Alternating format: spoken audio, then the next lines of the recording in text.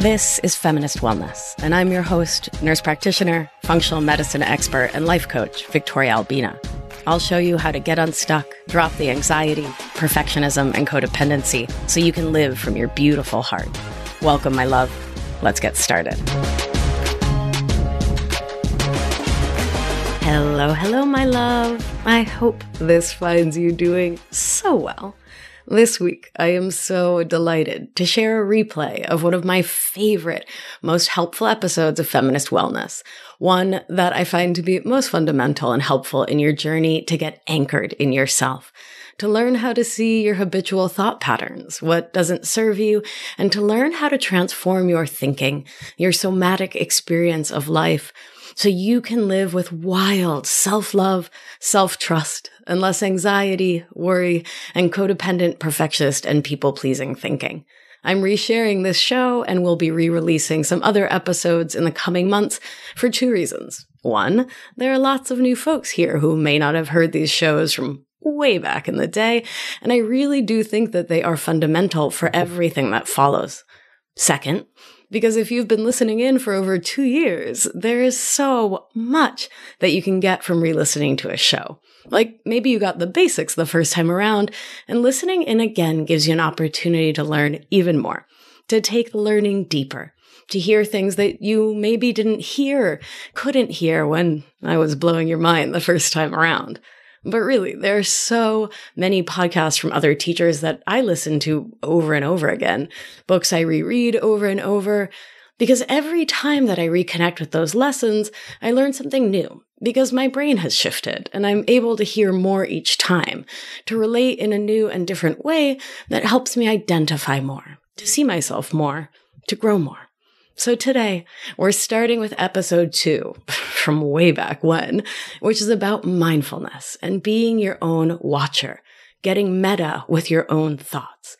This episode is vital because most of us learned our codependent thought habits so long ago. So often because it was what was modeled for us in childhood. And so this habit of externalizing our value and worth, looking to other people, places, and things to tell us that we're worthy of love and care, it's just the water we swim in.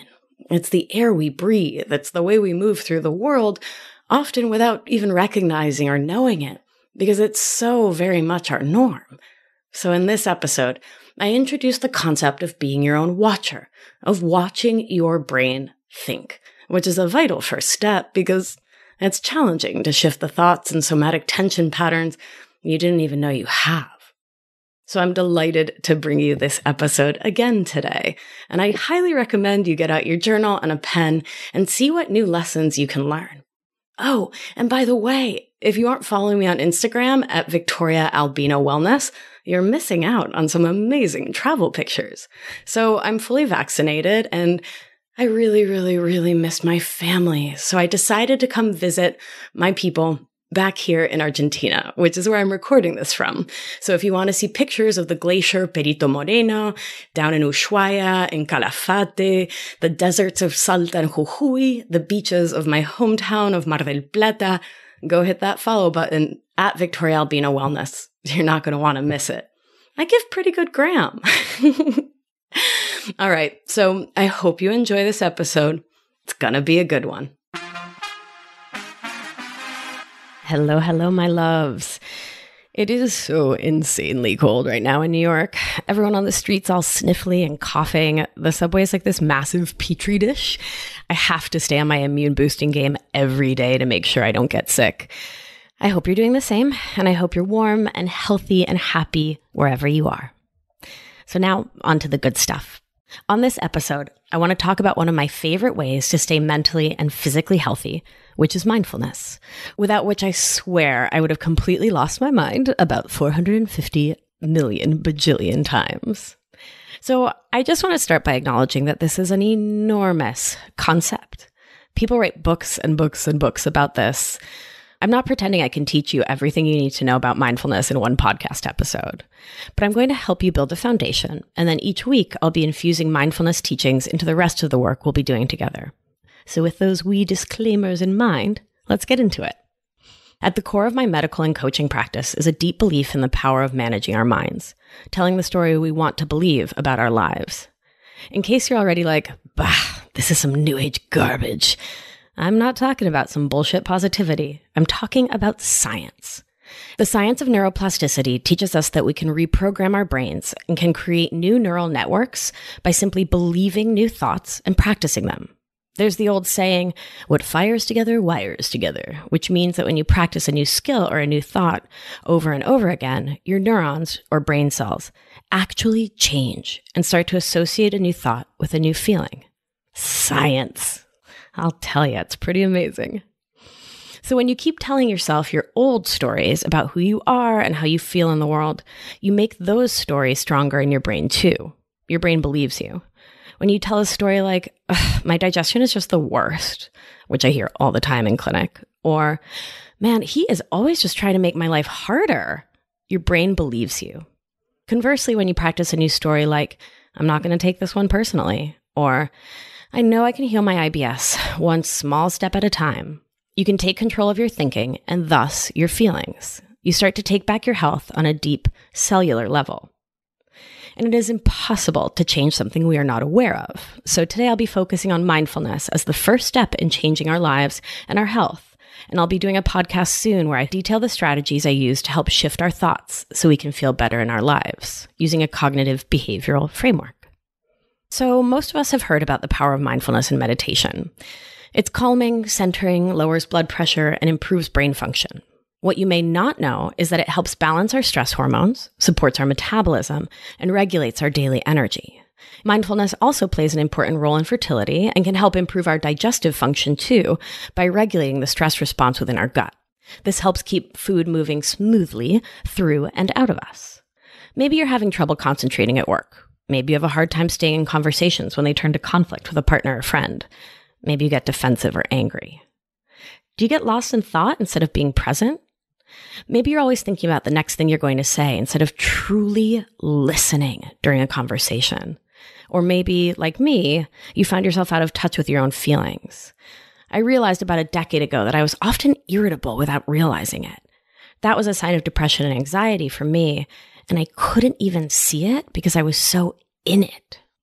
Both my science brain and my witchy heart are huge fans of mindfulness and meditation, and these tools are the vital first step to changing your thoughts and managing your mind. So let's start by defining terms here.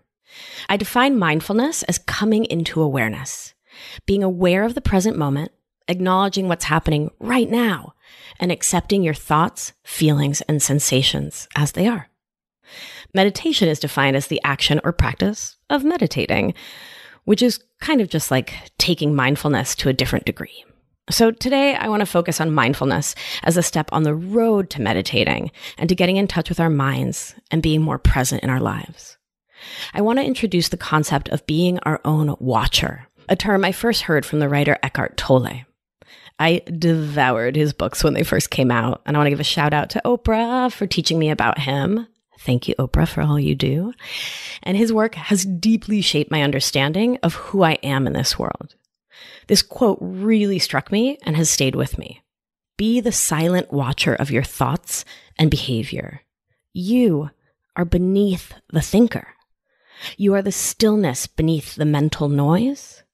You are the love and joy beneath the pain. Wow, that just floors me every time I read it. So this concept that we have the capacity to step back and observe our thoughts in order to develop a more intentional response to them blows my mind. So many of us walk through life totally unaware of our thoughts, our feelings, and how our bodies feel in any given moment, let alone what any of this means for our emotional and physical wellness and the decisions we make throughout our day. When emotions are heightened or we're feeling triggered because of past traumas, it can feel especially impossible to slow down, watch, and reassess why we're responding the way we are. But here's the truth. You are not your thoughts. Your thoughts happen in your brain and are formed from your past lived experiences. But you are not your thoughts. Your thoughts and feelings are a part of you, absolutely, but they don't define you. Because I think anxious thoughts, I come to feel anxious.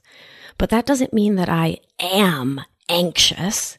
It means I'm experiencing the symptoms of anxiety, not that I am anxiety personified or that I am an anxious person. I'm simply a human thinking anxious thoughts that are leading to anxious feelings. I don't have to identify with those thoughts and make them mean something about me. They're just thoughts and feelings happening on autopilot. If you're allowing yourself to believe that you are your thoughts and your feelings, then however can you change the way you feel? When I take a step back and become my own watcher, I can create that space to observe myself. I can assess and evaluate where my thoughts are coming from, and can intentionally decide how I'll respond to those thoughts, and can get clear on how I may or may not be bringing past experiences or coping mechanisms into the current moment unnecessarily. This is a complex process to learn. I get it. Sometimes thoughts can feel automatic, like sadness, anger, frustration, or judgmental thoughts and feelings. There was a time in my life when judgmental thoughts were my absolute norm. I wasn't even aware I was doing it. I had some comment to make about everyone and everything in the world, about someone's fashion or someone's comment in class. Things like, wow, way to prove that there are dumb questions, or, oh my God, was her apartment on fire when she got dressed this morning? Like that's something I used to actually say. It's a little embarrassing to say it out loud to all of you, but there it is. And then one of my best friends pointed this habit out to me by saying, when we judge others harshly, we are likely judging ourselves twice as hard. That hit me like a ton of bricks. I was so not being my watcher. I was not present to or aware of the comments I was making and the way it made me feel about myself and the world around me. Turns out I was judging myself pretty harshly, constantly, without even realizing it. I was projecting that insecurity outward onto the world by being the funny guy. Without even realizing it, I was covering up my own fear of being judged by judging others first. And this practice was hurting me in deep ways, though I didn't even realize it. Increasing mindfulness, getting present in my life on the daily, was the first step in recognizing the habitual thoughts and feelings that were running through my mind without my even knowing it. And this practice of mindfulness was difficult for me at first because I used to be this constantly moving, acting, going, like the Energizer Bunny personified. I was a go-getter, often going in the wrong direction, without pausing to think it through. Slowing down and learning to observe my thoughts has helped me to reclaim power over my own mind and decide what I want to think, say, feel, and not just continue to believe that my thoughts were some kind of fact. And the truth is that for so many of us, it's so hard to sit still. It's hard to witness our own thoughts because when we do, we're forced to sit with ourselves, and that can be uncomfortable. Human brains and bodies are wired to avoid discomfort at all costs. And being still and present with our own thoughts is one of the hardest things that any of us can do. But it's also one of the most vital first steps in getting to know ourselves, to build self-love, empowerment, and to begin being able to examine our habits and the automatic thoughts that occupy our mind all day. So let's dig into why you might want to develop a mindfulness practice. First, we have to get clear on why we're doing it and what we want to get out of it, so that when it feels hard, we have an anchor, a good reason to keep going. So, mindfulness helps us examine and better understand our automatic thoughts, assumptions, and reactions. This concept of being your own watcher. What I want most for you, my love, is to learn to start to notice yourself and your thoughts, as well as your automatic feelings that come up when you least expect them. Your feelings come from your prior experiences, your history. I like to think of our unconscious mind as having a series of cassette tapes in it about how to think and feel. And these cassette tapes contain our thoughts at any given moment. These tapes were put in your head at an early age and may, for example, play a sad song about how you're unlovable if someone cancels plans, or like a self-pity or like why me song that starts when your belly hurts after a meal. Or it could be like an angry death metal song that starts when you see your ex on social media and you start to spin about how you'll die cold and alone since that jerk abandoned you. Each of these soundtracks comes from our history and your brain trying to protect you from feeling uncomfortable. And here's the good news. You can re-record them. You can record over those old tapes to play a song that's more in line with what you want for your life. 2, mindfulness helps us build up our ability to sit in discomfort and fear so we can choose different reactions to those experiences in other areas of our lives. That is, we don't just get mindful so we can be good at being mindful. We welcome in mindfulness so we can get good at living. And I want to say it plainly, this is hard at first. It's uncomfortable, especially when you start to see things about yourself that you do not love or even like. Take comfort that there's no perfect way to do this. You can't fail at mindfulness. Like you just can't do it wrong.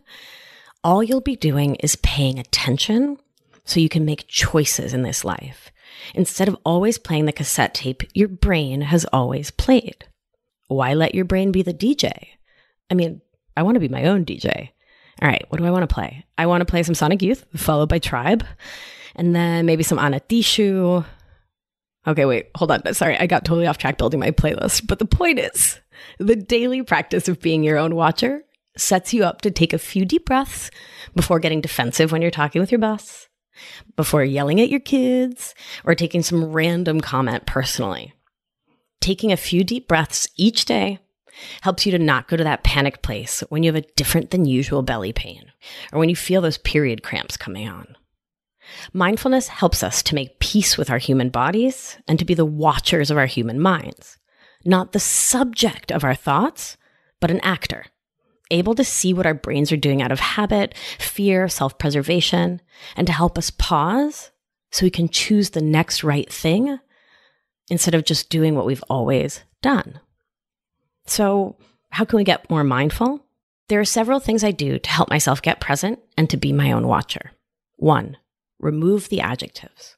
So, one of my favorite tools is to state my experience without adjectives or other descriptive words. I had this habit many moons ago of adding adjectives to my experience of the world versus just staying present and neutral about things. For example, I would look out the window on a day like today and say, ugh, there's so much ice and snow on the sidewalk and it's so gross and annoying, versus just accepting that it's winter in New York and that snow exists. I can choose to be annoyed by the facts of what is. I can choose to get all rumpled up about it, or I can recognize that these tiny stories of annoyance add up to feeling pretty lousy about my world. Now, I've trained myself to look out the window and say, there is snow on the ground. Time to put on my Doc Martens. Period, end of story. And that feels a lot more peaceful than all the grumbling I was doing, especially about things that I cannot change. Now I work to name what I'm experiencing versus judging it. I'm not denying or negating that there's winter, there's snow, there's ice, and it's cold out there. I'm not sitting in constant judgment. I'm just not focusing on it like I used to. I'm not telling elaborate stories about facts in the world. I'm just accepting the world as it is. And I pause to be the watcher of my own thoughts too. So if I find myself on a given Wednesday looking in the mirror and being like, ugh, about my weight, or a pimple I've gotten, or something that I don't like about the way I look, instead of saying to myself, ugh, why am I looking in the mirror and being such a judgmental, stupid beast? I might choose, oh, okay, I'm thinking a judgmental thought right now. That's what I'm doing. Or if I don't know, I'm prepping for a podcast and my brain is telling an overwhelmed story and I'm not able to focus clearly, instead of saying, damn it, Vic, why can't you focus? Why am I thinking 1,000 thoughts right now? Why is my brain going 1,000,000 miles an hour? Why does my brain keep jumping between 27 things? I might opt, first and foremost, for stepping into that watcher place and saying, okay, here's where we are. My brain is jumping all over the place. This is the fact of what's happening right now. You see the difference there? It's stepping out of that judgment about what my mind is doing so I can focus on observing it, on acknowledging it, and creating distance by being my own watcher and naming what my brain is doing. Now, I'm not expecting or even encouraging you to stop these judgmental habits, these innate habits, immediately. I just want to encourage you to notice them, to watch your brain thinking without judgment or criticism of yourself. Your homework for the week is to start applying these techniques to the little things in your daily life, to get more present and to learn to watch your brain and its wild use of extraordinary adjectives. Some good opportunities for you to practice may be when you're in conversation with someone, let your mind go blank. Just focus on hearing the other person instead of focusing on what you're planning to say next. If having your mind go blank is too challenging at first, that's cool, no big deal. A trick you can use to get started is to repeat what you're hearing them say in your own mind. Focus on each word as you hear it and let it sink in. That will help get you present into the watcher place where you can see your mind trying to absorb this information versus being in that planner place, right? Where you're really focused on yourself and your role. Another option could be when you're walking to the subway or to your car this week. Take a moment to look up at the sky or look at the things and people around you and notice them. I recommend naming them, again, to create that bit of distance. Blue car, green bike, squirrel. You don't have to do anything more than notice things. Naming the things we see helps us train our brain to be more present and aware. When you're having your morning coffee, tea, celery juice, if you're on that bandwagon, take a deep breath. Feel your feet on the floor or your body in your seat. Connect in with your spine and feel it holding you up.